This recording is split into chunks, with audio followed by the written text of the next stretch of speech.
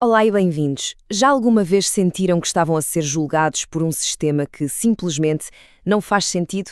Pois bem, hoje vamos mergulhar a fundo nas armas de destruição matemática de Cathy O'Neil.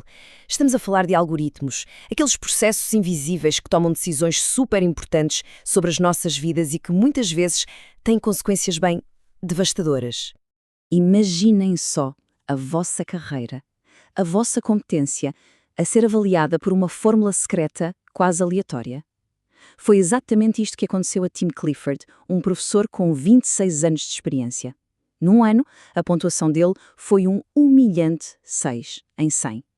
No ano seguinte, subiu para 96. A reação dele, que vemos aqui, diz tudo sobre o quão absurdo isto pode ser e é o ponto de partida perfeito para a nossa conversa. E acreditem, a história do Tim está longe de ser um caso isolado. Para percebermos o impacto real destes sistemas, vamos conhecer a Sarah Wysocki. Ela era uma professora cuja carreira foi completamente virada do avesso por um algoritmo. Então, em 2009, o Sistema de Escolas Públicas de Washington, D.C. lança uma ferramenta chamada Impact. A ideia era boa, identificar e dispensar os professores com mau desempenho. Mas logo no ano seguinte, Sarah Wysocki, uma professora que era elogiada por toda a gente, pais e diretores incluídos, foi despedida. A razão? Uma nota baixa num modelo que ninguém sabia explicar. Era uma autêntica caixa preta com o poder de destruir carreiras, sem qualquer tipo de transparência ou hipótese de defesa. E o problema nem era só o secretismo. A avaliação da Wysocki baseou-se no desempenho de apenas 25 a 30 alunos. Estatisticamente falando, isto é quase uma anedota, uma amostra demasiado pequena para significar alguma coisa.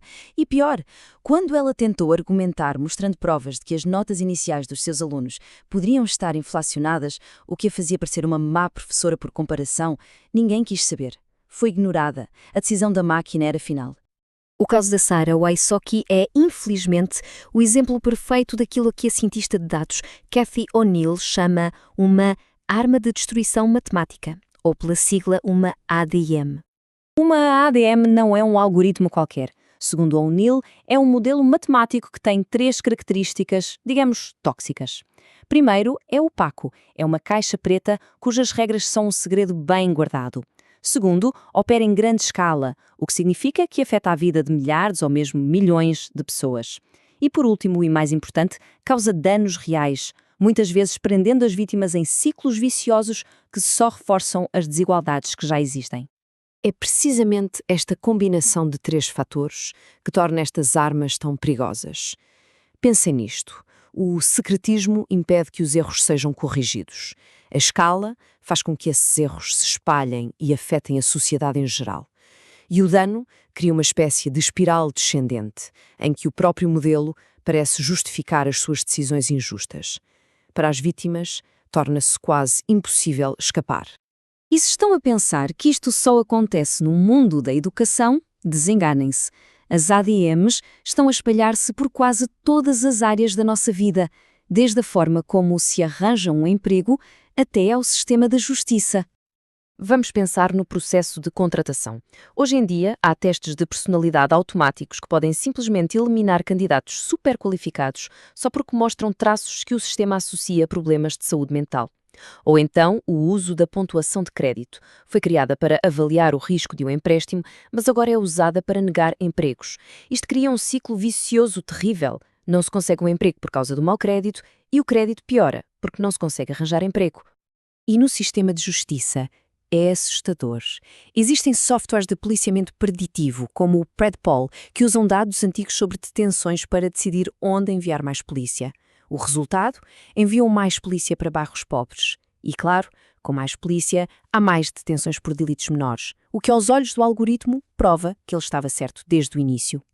O mesmo acontece com algoritmos de sentença, que podem perpetuar preconceitos raciais e levar a penas mais longas para minorias, mesmo que os crimes sejam semelhantes. Mas talvez um dos exemplos mais cruéis seja o da publicidade predatória. Existem universidades com fins lucrativos que usam ADMs para encontrar pessoas vulneráveis, pessoas que os dados identificam como tendo baixa autoestima ou que se sentem isoladas. E depois vendem-lhes a falsa promessa de um futuro brilhante, deixando-as com dívidas enormes e diplomas que valem muito pouco. Olhem bem para estes números porque eles dizem tudo. O grupo Apollo, que era dono da Universidade de Phoenix, gasta mais do dobro em marketing por cada aluno do que gasta em ensino. Agora comparem com uma universidade pública. Fica claro, não fica? A prioridade aqui não é a educação, é o lucro, extraído das pessoas mais desesperadas. Ok, vamos agora analisar o aspecto talvez mais perverso e insidioso das ADMs. A forma como elas não se limitam a prever o futuro. Elas, na verdade, ajudam a criá-lo. Vamos voltar ao exemplo do policiamento, que é muito claro. O ciclo começa com dados históricos que já têm preconceitos, associando pobreza a crime. Com base nisso, o modelo envia mais polícias para bairros pobres. Com mais polícias na rua, o que é que acontece? Naturalmente, há mais detenções por pequenas infrações. E esses novos dados voltam para o modelo, confirmando a previsão inicial. Ou seja, o modelo cria a realidade que diz estar a prever. É uma profecia que se cumpre a si mesma e é destrutiva. Isto leva-nos a um ponto absolutamente crucial. As ADMs não são bolas de cristal. Elas simplesmente pegam no nosso passado, com todos os seus preconceitos e falhas, e transformam-no em código. Elas não estão a inventar um futuro mais justo. Estão, na verdade, a automatizar a nossa história e a projetá-la numa escala massiva. Então o cenário parece um bocado negro, não é? Estaremos condenados a este futuro governado por algoritmos? Bem, não necessariamente. A O'Neill defende que podemos e devemos lutar por modelos que sejam mais justos e éticos. O caminho a seguir tem de ser combatido em várias frentes. Precisamos de auditorias regulares para perceber se os algoritmos estão a ter impactos injustos. Temos de exigir transparência para podermos sequer questionar as decisões que saem destas caixas pretas.